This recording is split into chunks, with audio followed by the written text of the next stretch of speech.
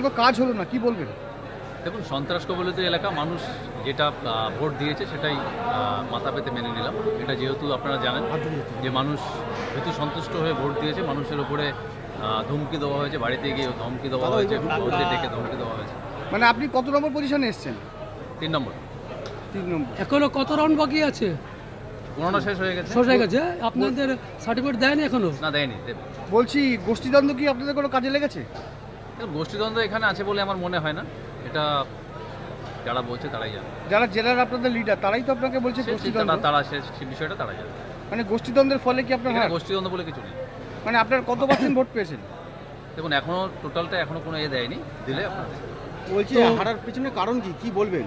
দেখুন, হারার পিছনে কারণটা তো এখনো কোনো কিছু বলা যায়নি, তবে দল এটা দেখবে কি কারণে হারা হয়ে কি কারণে হেরেছে।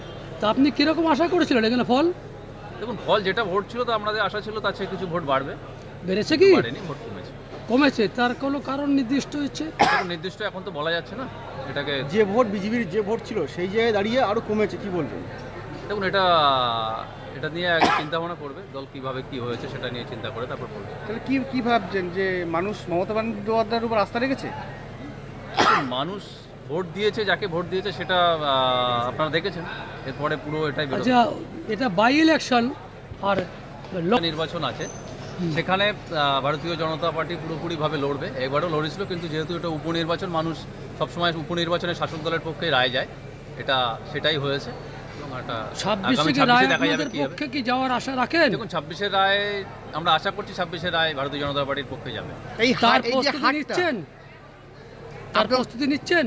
আপনার যে এই হাটটা কি বিধানসভার সামনে 26-এর বিধানসভায় কি কোনো প্রভাব পড়বে?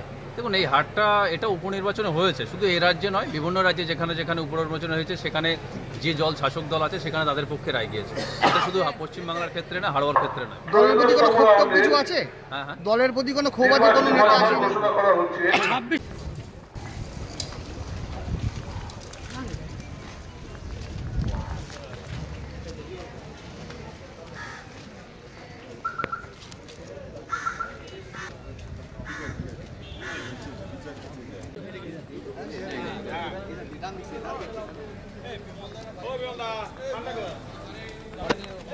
ভোটের ফল এরকম হলো, আপনারা জানেন উপনির্বাচন, আর রেজাল্টের যেটা দেখলাম, বারাসাত 2 নম্বরে 600 ভোট পড়ছে, 600 ভোটের ভিতরে 5টা বিরোধীরা পড়ছে, বাকিগুলো সব টিএমসি। কী করে সম্ভব? আপনারা সবই জানেন, সবই বুঝতে পারছেন যে কীভাবে কী হয়েছে না হয়েছে। এর বেশি আমার কিছু বলার নেই। সিআরপিএফ কেন্দ্রীয় বাহিনীরও তো ছিল। হ্যাঁ, কেন্দ্রীয় বাহিনী ছিল, কটা বুথে এজেন্ট ছিল, ম্যাক্সিমাম বুথে তো এজেন্ট ছিল না, ঢুকতে দেয়নি অনেকের এজেন্ট, এবং অনেক বুথে এজেন্ট ছিল না, সেই কারণের জন্য এরকম ফল হয়েছে। গণনা কেন্দ্রে কোনো কি কারচুপি? না, গণনা কেন্দ্রে কারচুপি সেটা তো আমার পক্ষে বলা সম্ভব না। আর এই গণনা কেন্দ্রে ছিলাম আমি, সম্ভব না বলতে গণনা কেন্দ্রে কোনো রকম সমস্যা হয়নি, যা হচ্ছে ভোটে হচ্ছে। কত ভোটে হারলেন আপনি? এখন অ্যানাউন্সমেন্ট হয়নি টোটালটা। মানে আপনি কি এতে ভালো ফল আশা করেছিলেন? অবশ্যই আশা করেছিলাম। এরকম হলো কেন? এরকম হলো কেন? কারণের পরিস্থিতি এখন আপনারা জানেন তো, এজেন্ট বসতে দেয়নি, ঠিকঠাকভাবে ভোট হয়নি, সব বুথে এজেন্ট ছিল না, ছাপ্পা। আমরা তো পোলিংয়ের জন্য 38টা বুথে দিয়ে আবেদন করেছিলাম, কোনো বুথে তো আমাদের গ্রান্টেড করেনি। ইলেকশন কমিশনে আমরা কমপ্লেন করেছিলাম। এই রেজাল্ট কতটা আশাবাদী? মোটেও আশাবাদী না এই রেজাল্ট। গতবারের তুলনায় কমলো?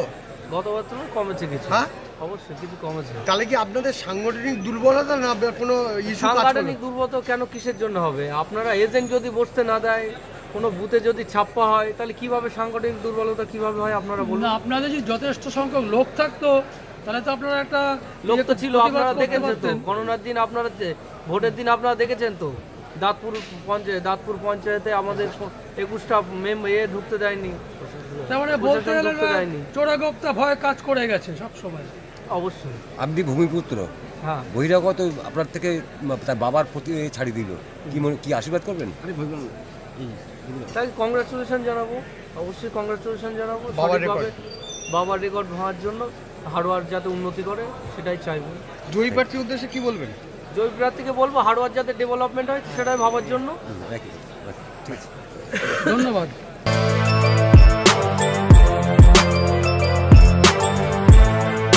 এখন অনেক বড় শ্রী লেদার্স হাওড়া ময়দান। আপনি কি জটিল কিছু সমস্যায় ভুগছেন, সমাধান পেতে চান?